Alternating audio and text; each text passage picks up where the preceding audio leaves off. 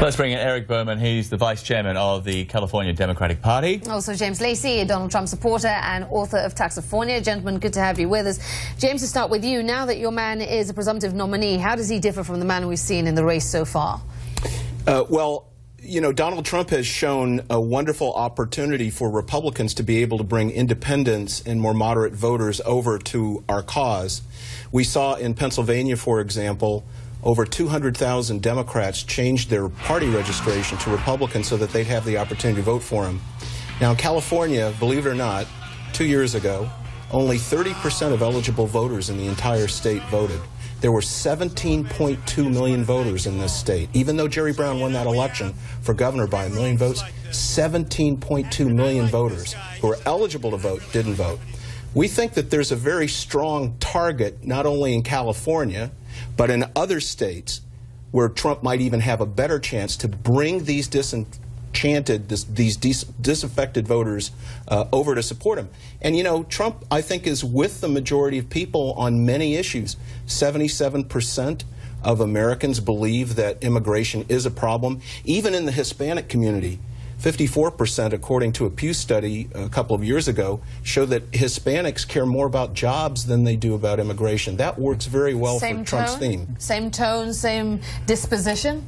Well, any candidate, a Republican or a Democrat, that gets their nomination has to understand, if they're going to win the election, that they need to broaden their appeal. And I think that that time's coming for Donald Trump, and I think he'll be very successful at it. Eric, you know, as the vice chairman of the Democratic Party here in California, is California in play this year? California is certainly not in play.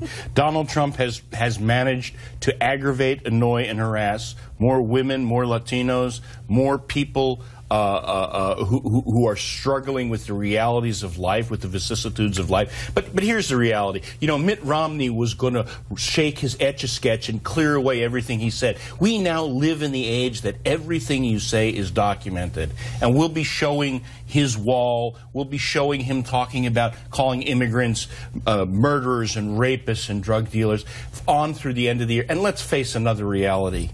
When you win in a closed Republican primary, that's not who votes in a general election. And the people who didn't vote in California, many more of them are Latinos and people of color and low-income people. They're not going to Donald Trump. They're going to vote for Hillary Clinton or Bernie Sanders, who will stand up for the rights of everyday people, everyday working people, without using that vile, sexist, racist, ethnicist language. What about that point he makes? That you can't just turn the page on what has been said, that it will come back and haunt him. Well, I think that everybody has heard all of the negative stories about Donald Trump, as we were saying in the earlier segment, that could be said. You know, Jeb Bush said that you're not going to be able to offend people on your way to the presidency, and look where Jeb Bush is right now. You know, Ronald Reagan was called a Teflon president. I think that, and the reason that he had that moniker was because he was able to say things that other politicians weren't able to say. I think Donald Trump is a completely different person. You know, what he is he's a very successful business person that became an entertainer, that's become a politician, that's en route to becoming president. It's a very different type of message, but I think that it's one that's going to resonate with people that are tired of politics as usual. I mean, I got to say, I've been involved in politics for a long time. I'm a conservative. I'm so tired of hearing Cruz lecture me about the Constitution and the Bill of Rights. You know, what we need in this country are jobs. We need international security. We've got a country that's just being completely run over. Our foreign policies run amok. We lose when we do these interventionist things. And Trump's addressing that. You know what? 54% of voters in America will be women. Right. And when we replay the Megyn Kelly conversation, when we replay the trash talk that Donald Trump has said about women, how do you think that's going to play? Okay, it does now seem that both candidates are focusing on the general election. Trump took a swing at Hillary Clinton just a few hours ago, you know, in his victory speech. And we're going to get those miners back to work. I'll tell you what, we're going to get those miners back to work.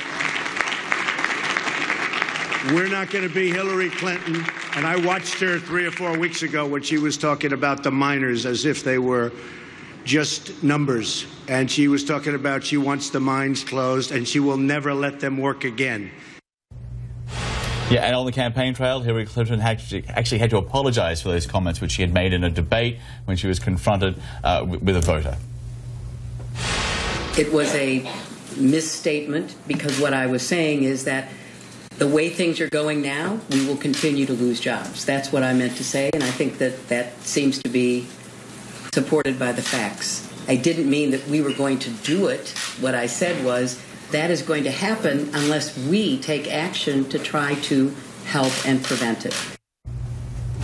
Yeah, it's all pretty tame now, but are we in for a race to the bottom for the campaign? Oh, listen, to be sure, this is going to be one of the most aggressive races we've ever seen. America is more divided than we've ever seen it. People are angrier on both sides than we've ever seen.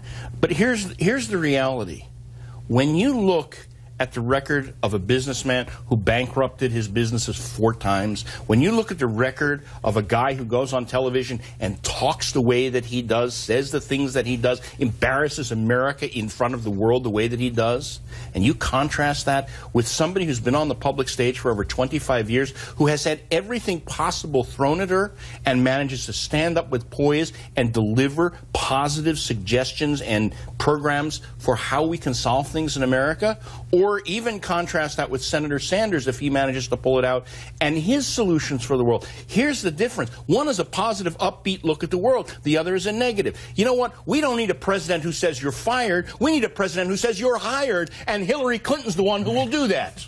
James, briefly. Yeah, the problem is that Hillary Clinton is the continuation of the Obama presidency, which has taken away jobs. Look, this is what your party's done in California. Today, California has the highest poverty rate in the nation. 1 in 4 Californians live in abject poverty. We have not only have the highest poverty rate in the nation, we have very high unemployment. All of that's been created by a terrible economy, the Obama economy, which was going to become the Hillary Clinton economy, that has seen the slowest growth of GDP, even GDP going down over the past 8 years. Now, let me tell you something.